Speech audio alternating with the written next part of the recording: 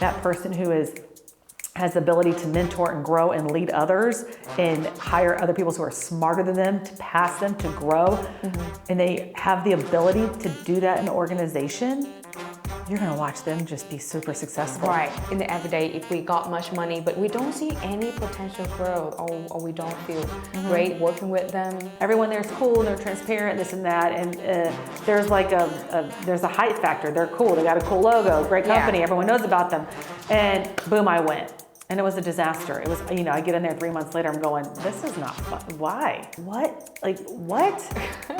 Seriously?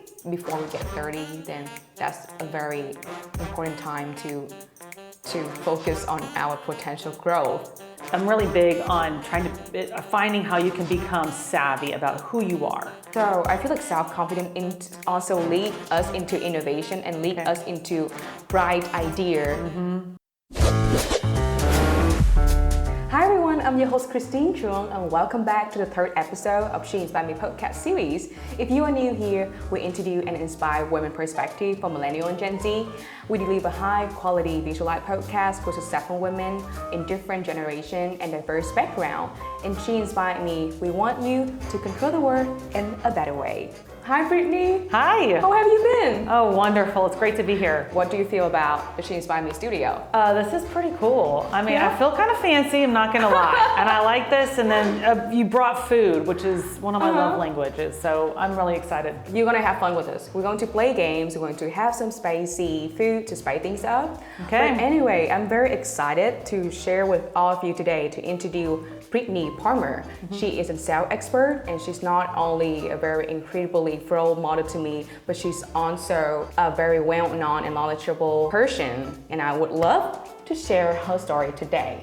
So, can you introduce about yourself a little bit with the She Inspired Me audience before we jump into the conversation? Sure. So I'm from Texas. I got to start off with that because I'm very proud to be from Texas, if you know. But I'm born and raised here, married. I have 2 kids. I have a daughter who is 4 and a son who is 2, so y'all can just pray for me, okay? I got toddlers like crazy. Oh my God. Been in the sales world for 20 plus years. I've worked in multiple industries. I've worked in the golf industry, hospitality industry, oil and gas is the majority of my background in the energy industry. I've owned a business before, a boutique fitness studio. So I've done a ton of different things professionally, but I'm really excited to be here to help inspire other women and other people that are still trying to figure it out and navigate what's going on in their professional world. First of all, let's do a very fun games first. Okay. So I will shuffle off the card, and then I will pick 5 random questions for you. Okay. And you will have to answer the question, and each question answer, you will eat 1 spicy piece of food right here. So if you can see, we have Vietnamese spring roll with peanut sauce and with very spicy sriracha. All right, bring it. Yay! And then, all right, are you ready? I'm ready. Woohoo! 1 eternity later. What are your favorite food franchise? My favorite food franchise? Fast food or just regular? Like fast food chain. Oh, Chick-fil-A, duh. I mean, I love Chick-fil-A too. my pleasure. You heard that? My pleasure! Send so many love for Chick-fil-A. Yes, Chick-fil-A, we love you. Chick-fil-A Thank you. is amazing.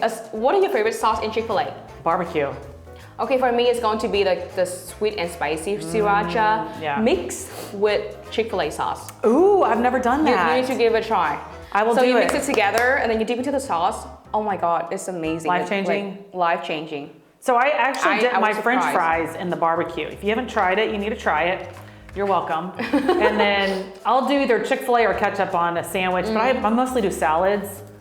I get their market salad. I probably get that 90% of the time, and then every now and then I'll get the fries and the nuggets or something. fries but their is amazing barbecue. too. And they try to change up the barbecue recipe. Really? A couple years ago, I don't know, they did, and they had to go back. I don't know. I feel so bad. It was No like way. a smoked barbecue. They had to go back. But Chick-fil-A, in Jesus' name, I don't even care that you're not opened up on Sundays. Yeah. I still love you. I still love you. I love you We too, love you, Chick-fil-A. Chick-fil-A. Thank you. I hope Chick-fil-A manager or Chick-fil-A founder can watch it.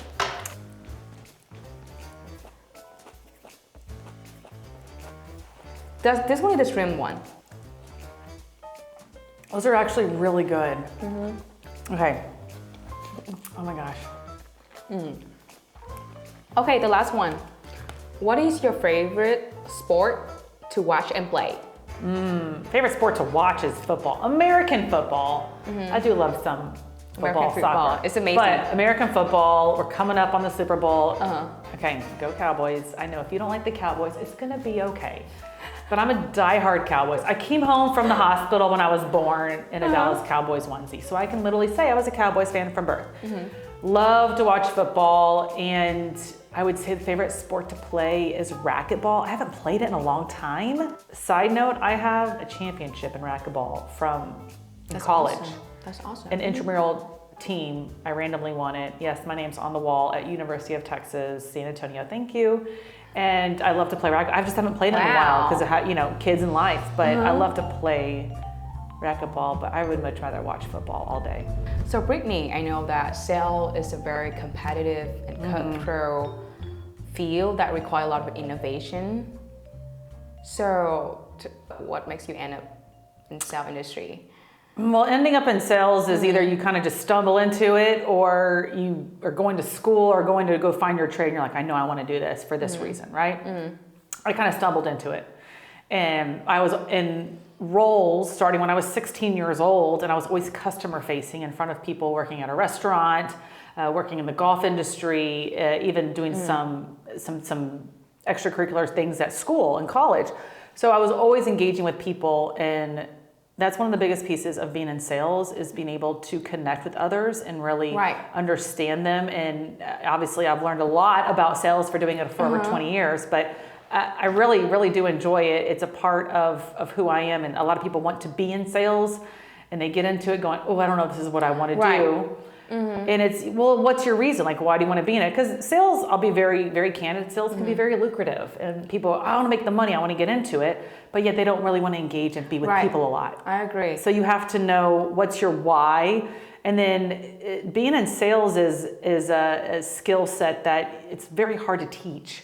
It's either you kind of have it or you don't. Skill. Yeah, you either have it or you don't. And I've seen people that want to be into it, into that role of a sales role, and they get in. I'm just not cut out for this. Yeah. And then they find what their true God-given talent is, what they do innately, and then they go there and they're so much more fulfilled. So sales is a very challenging role to be in. I agree. It's very innovative. You have to understand what's going on in your environment and what's going on with your prospect or customer at all times, but it's also very rewarding. And I think it's fun because I love people. I'm an extrovert, so I love people, and I really do enjoy being in sales. That's amazing. But what do you think that sets you apart from other sales? Well, thank you for those kind compliments. What really I feel sets me apart is my ability of discernment.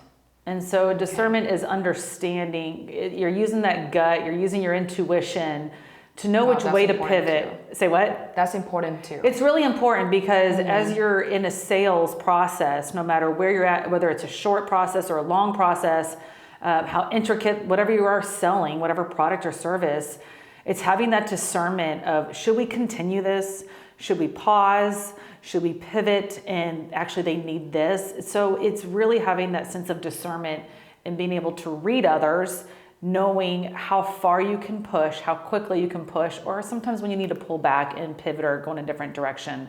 So I definitely would say my ability of discernment is what separates me apart from others in sales.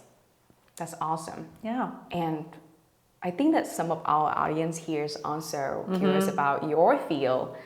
So if what kind of advice that you can give for the new graduate student that they just start up in sales? If you're new in sales and you just graduated or you just stumbled and got into the industry, find a mentor. Find a leader who you see as exceptional. They actually have a proven track record of being excellent in sales, and it's not what they make, it's how they do their craft of sales. Find a mentor and really get underneath their wing and engage with them, take them out to lunch, take them out to coffee, have meetings, have a one-on-one with them every week, every other week, whatever it is, right?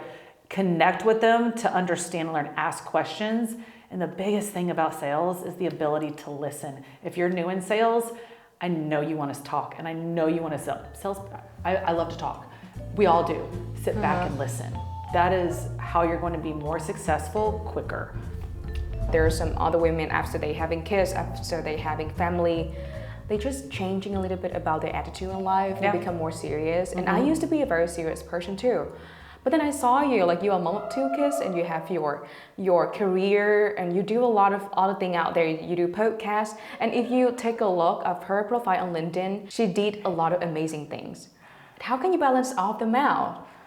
Well, I like when you say balance all of them out, it's really about time. Okay. How do you manage your time? And we all like balance, but it's really, you create time for something that you're passionate and that you're interested about.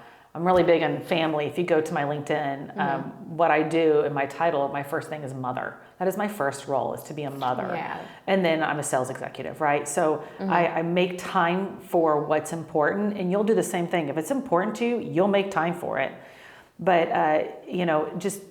I love getting up in the morning because I get the ability to serve others. And so you asked the question about like, how do you keep this energy going? How do you keep going? Right. And it's not going to be, I'm not at a 10 every day. I'm not. Some days I struggle to get out of bed, and some days I just jump out of bed. That's life, right? We're all going to have challenges and hurdles, and we can get through them. But my why is because I get to serve others, and it's going to be different every day. And when I wake up and I think about that. How can I serve my prospect? How can I serve my family? How can I serve this customer? How can I serve my children? And it just gives me life. It's more fulfilling to give and to serve than to take and receive. Try it. Trust me. It's a lot more fulfilling and you're going to love it. But that's really what keeps my energy up. And I also do the things that I love to do. I love fitness. I love to work out. That's beautiful. So, every morning I'm up in the morning, did Pilates today. Like I'm always working out every day. That's important too. Like, oh my gosh. Physical. It's life-changing. Well-being. Yeah. We need to make sure that we're healthy first. Yes. And then we can make sure that our mental health is stable enough to concur with other things. Yeah. So haven't you ever feel like stumbling, and haven't you ever feel like you're really down, you don't know how to overcome challenges? Yeah, I've worked for managers that make you feel that way. I've been in situations where you just have, I just had a child and it was an emergency C-section 4 years ago, and your world gets turned upside down and not on your timeline. And it's you pause and you're like, okay, you assess it, but I don't ruminate on it. I reflect on it, I learn from it, and I move on, right? So yes, these things are gonna happen. You can have a job loss, you could have a death in the family, you could have a health issue come up with you or with someone else, and it's gonna feel like it's pulling you back or dragging you down, and it's not. You just reflect on it, learn from it, and you push through it. And things have happened in my life and in my career. I'm like, what? Seriously? Okay, I guess what's meant to happen. Let's move on, and I move forward. And then we realize that that's happened for a reason. Yes, absolutely. To teach a lesson, and then we'll learn from it. Yeah. So if you were 20s, is there anything that you wish that you knew earlier? Oh my gosh. I wish I knew earlier was when you were to is there anything? Talk less and listen more, and really have a heart of a servant. I made the mistake of taking a job for more money. It was a lot of money someone offered at me. I think we all do it at some point. It's attractive. It's a shiny thing. Yeah, let's go. And I did it. And I was able to go to grad school and pay it off and open up a business and build a house. It did open up a lot of doors for me. But and now in my stage of life, that's not my number one focus. And I wish I would have known that back then, that it's not all about the money. It's not all about the comp. It's not all about the title, or I get to show up in this car. These things that we're all continually being influenced by and we are enticed to consume. That's not what it's about. It's really about listening to someone else, hearing what their challenges are, their issues, their struggles, and their goals, which are exciting and good. Hearing all of that and then sitting back and seeing how can I serve them? How can I help them with these? And that's something I wish I had that mindset 10, 20 years ago. I have it now, and it's definitely been life-changing and game-changing for my career, but that's something I wish I would have known back then. I totally get that. Yeah. I think it's very important to have listening skill. Well, thank you for sharing it. I think it's a great message, especially like when, you know, like for the young generation, especially like me or my peers, we have our own dreamy thoughts about everything. We thought that everything is rosy, but actually it's not. There's a lot of things that behind that we cannot see, we cannot hear, but then we thought that was right, but actually it's turned out not really right. Yeah. And thank you for sharing about money, because I've been thinking about that lately, and I also share that with my friends, my peers. We compare each other about the salary and stuff. But I used to apply for the job that they pay me real little, but that's just a very big company. But then I fail. Then I wish that I can get that job. I feel horrible. I feel like I'm not good enough at some point like that. But then after all, when I have another peers that got accepted, that got through the job, she just called me a few days ago and she told me that, Christine, can you get me another job or Right. Yeah, and she told me that I wish that I didn't do this. Like I wish that I didn't follow that role, because in the end of the day, money is not matter that much, but as long as we can be able to learn and we can be able to be ourselves and improve ourselves, because probably before we get 30, then that's a very important time to focus on our potential growth better than money. Yeah, So. but money's very attractive. It can do a lot for you. It gives you a lot of freedom, allows you to do a lot of things. Yeah. It's a tool. It's not the end all say all. It's a tool to use to get you to help do investments, to help pay off if you went to college and you had loans, to build a house, to grow your family. It's a tool to help you, but it is not what's going to fulfill you. And I thought that, and I wish I would have known that back then. And it's hard sometimes to understand and know those things until you go through them. And now I'm able to share with people that it's not all about that. And whenever you're doing something that is your God-given talent, that's what you were made to do, and that you're passionate about, when you can marry those two, the money will come. It will come. Right. So I tell the young, there you go. I tell the young folks out there, really truly understand what your God-given talent is, what you do, what people come to Christine for, because they just know she's going to have the answer, or she's going to do it right, or she's going to know the answer to it. Like what? And you're like, oh, I didn't realize that. Yeah, that's your talent. That's what you do, right? People will come to me and say, hey, I'm looking at this house. I want to buy this house. What are your thoughts? I'm not a real estate agent. I don't know much about real estate. Yeah. But they know my discernment's going to go, that's probably not a good deal, and here's why. Or, yeah, it's a great deal. Why are you talking to me? Go do it. Right. Even though I'm not an expert in that. But they know they can come to me and I can immediately go, okay, here's the big picture. Here's the details. This is the direction you need to go. So I say that. And it took me a while to search that. And so now that I know what that is, and then I pair that with my passion to help serve others. I love the oil and gas industry. I love fitness. I love those industries, those verticals per se. So I'm able to take what my talent is, my God-given talent, with my passion. And when those come together, you'll be more fulfilled more than you'll ever think. So your answer really, really remind me a lot about self-confidence. How can you get that kind of self-confident energy? Well, self-confidence comes within yourself. And it's no one else, nothing else is going to give you that self-confidence. Not that handbag, not the car you're driving, not the guy or girl you're dating. It's going to come from within. And so I'm really big on finding how you can become savvy about who you are. And when you become savvy, that's a fun word, savvy in who you are, you're going to attract a different partner. You're going to attract a different role and a different job. You're going to attract a different group of friends.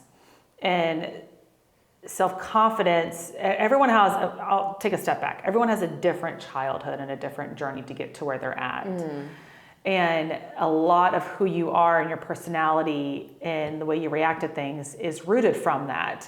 And so sometimes folks have a hard time finding that self-confidence in their early and mid-20s because of that.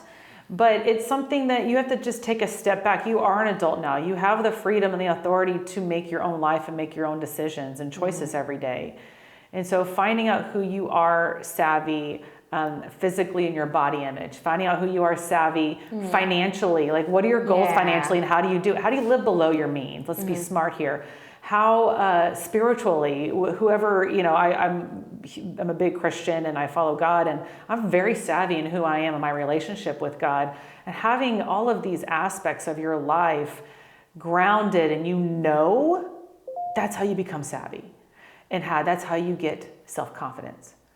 Now, there's times where you have to go through and learn and go through experiences to gain self-confidence, maybe in a certain trade, or self-confidence in a specific role that you're doing in a sales organization of whatever that product or service is, and that's just getting through experience, right? But you can get that quickly by trying and by doing. But self-confidence is something that I truly believe that comes from within. And there's moments and there's things that I do sometimes. I'm going, oh, I'm a little nervous, or I don't, and I just kind of take a breath. Yeah. I got this. I'm gonna be fine. Yeah, it's fine. Is this gonna matter in 5 days or 5 weeks from now? No. Then let it go, and I get right back into that self-confidence. Like, let's move on, let's go, or let's do it. The thing with us as a human is we trying to take control of things all the time. Yep. We always trying to be perfect. Yep. And that kind of give you a very potential self-insecurity. So I feel like self-confidence also lead us into innovation and lead us into bright idea. And the thing with that is we have that self-confidence, and then maybe it's wrong, but then we stumble and we learn from it too. What do you think about that? Well, I've stumbled a lot. So to feedback about that is you have to make mistakes. And every one of you will make mistakes, and it's okay. Do them, because that's how you're going to learn. That's how you're going to grow. I used to own a business when I lived in Denver, Colorado, and we were opening up our studio doors, and I needed people there. And I needed people to greet and to work in this area and do this and that. And it was quick. And I had warm bodies in there, and we were up and running, and 6 months into it, I'm going, what's going on? There's something in this formula, in this model, that's not working. And I made a big mistake. I hired some of the wrong people because I just needed warm bodies there. Huge failure, huge mistake, but a big lesson learned. So I took a step back.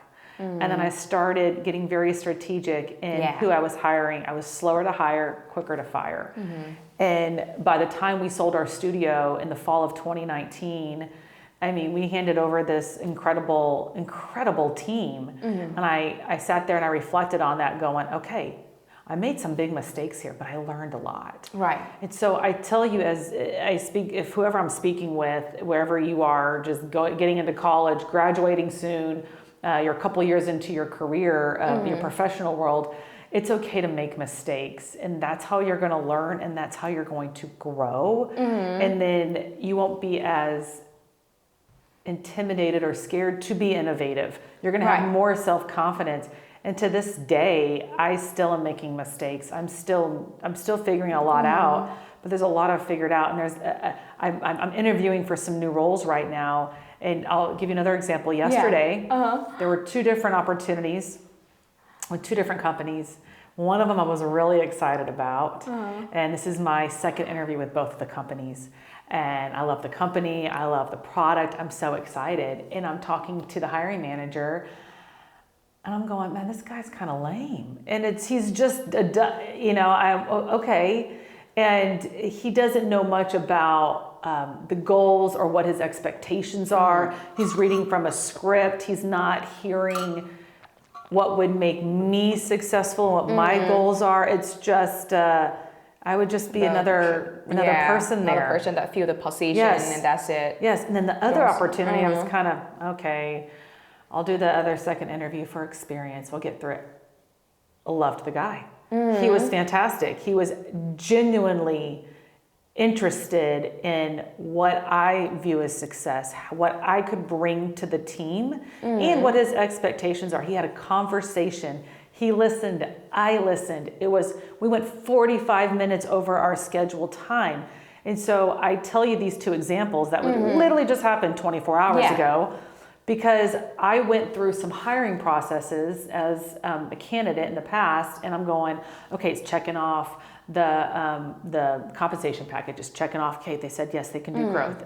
Everyone there's cool and they're transparent, this and that. And there's like there's a hype factor. They're cool. They got a cool logo, great company. Everyone knows about them. And boom, I went, and it was a disaster. It was, I get in there 3 months later. I'm going, this is not fun. Why? Why am I doing it? So now I've taken those experiences, those failures, those lessons, and now as I'm interviewing for new roles, I'm going, hold on, I'm not doing that again. I'm not going to work for that type of person again. I'm going to work for something different. I'm not 10 years ago, oh, give me all the money, I'm going. Now I'm going, it's not my top motivation. Now it's in my top 3. I'm in sales. I'm not going to lie. If you say you're in sales and it's like my top 5 thing you're looking for, you're lying. Yeah. It's number 3 for me. I know what my value is and I want to be compensated for it, right? But that's not what is driving me, because I'm so self-confident in who I am in that aspect. I know that will come. Right. And it's okay if I don't walk into the next opportunity with everything and a little bit more. I'm going to walk into the next opportunity knowing this is where God wants me. Yeah. This is where I'm going to be able to make an impact internally as well as externally with customers. And I can grow. The culture is amazing. The leadership. Right. And so that's important too. Yeah. And the second guy I talked to, I'm going, this is it. This is who I want to work with. This, whoever I'm speaking to, as you're going through speaking with a customer at a company you're already with, interviewing for a job, thinking about, should I go to grad school or not?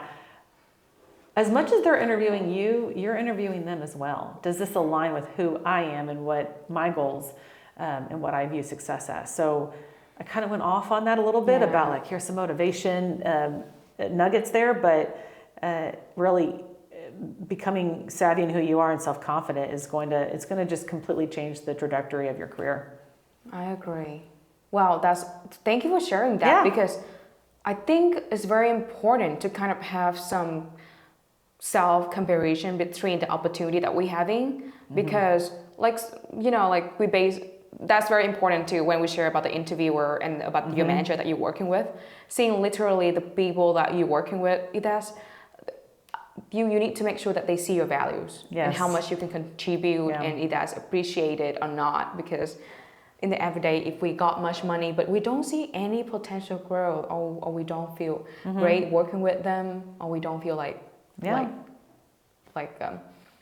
what's that called? Like you can contribute for the company and you feel bring value for the company, but also the culture is also matter, because that's a long-term things. And I totally agree with that, and I believe that the audience, like maybe our audience are taking note right now, but I think it's very important to kind of have some comparison and consideration about if that's the culture that they want to work with, if that's the manager they want to working with, and it is possible if they see your values, right? Yes. And everyone's value is different. Even if you're in sales, I work with folks that they just want to make a ton of money. They want to go out and sell, and they're working in an organization where it's uncapped commission. It's very lucrative, and that's what they want to do. Right.